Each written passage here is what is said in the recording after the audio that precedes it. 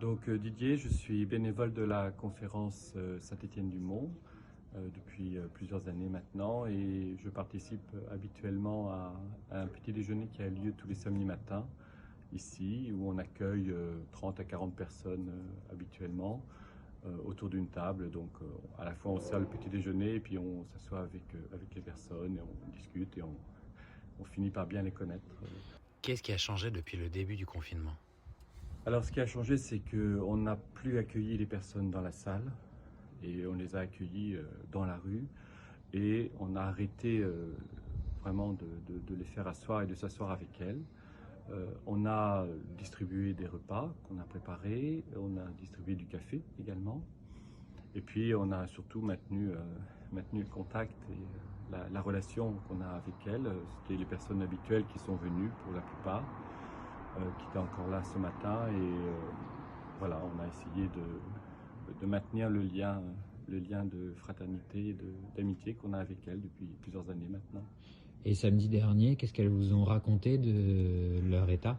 Alors la semaine dernière c'était très émouvant et très difficile en fait parce que ce sont des personnes en souffrance et la semaine dernière elles l'étaient particulièrement parce que les toilettes publiques avaient été fermées, parce que très peu de douches étaient ouvertes, parce qu'elles n'avaient plus d'argent, il n'y avait plus personne dans les rues, donc elles ne pouvaient plus avoir de l'argent par la mendicité.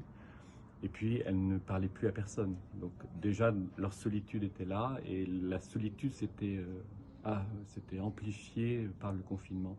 Elles étaient en très grande souffrance et des personnes qu'on connaissait bien, qui étaient plutôt souriantes habituellement, étaient véritablement dans des situations de grandes difficultés.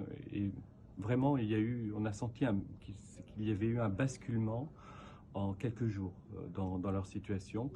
Très mauvaise, elle est devenue moins bien que très mauvaise, donc je ne sais pas comment le décrire. Ça veut simplement dire que la situation dans laquelle elles était une situation d'extrême précarité qui avait trouvé un équilibre totalement fragile et qu'un événement a tout fait éclater. Elles étaient dans une très grande souffrance. Qu'est-ce qui leur a manqué à partir du confinement? Alors, ce qui leur a manqué...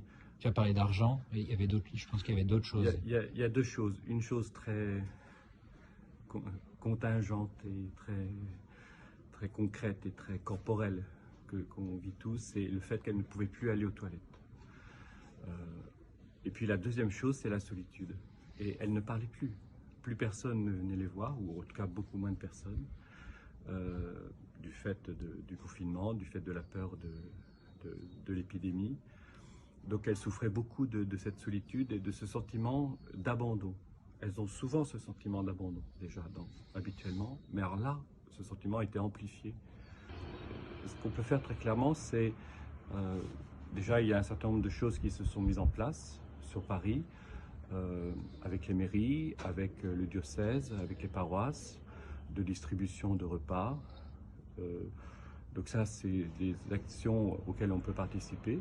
Et puis, il y a le fait de pouvoir leur parler, éventuellement de leur apporter des repas aux personnes qu'on a dans son quartier, qui sont dans la rue, leur apporter un repas, ne pas leur déposer et repartir dans les 3 secondes, leur parler, leur dire bonjour, comment allez-vous, un minimum de dialogue. Ce dialogue peut se faire à 1 mètre, à 1,5 mètres, évidemment, et je crois qu'elle accepte ça. Mais au moins prendre le temps de discuter un peu, de les regarder et puis de se dire voilà, on est venu vous voir et on est venu vous soutenir dans cette période difficile. Ça, on peut le faire, on peut tous le faire, je crois. Merci.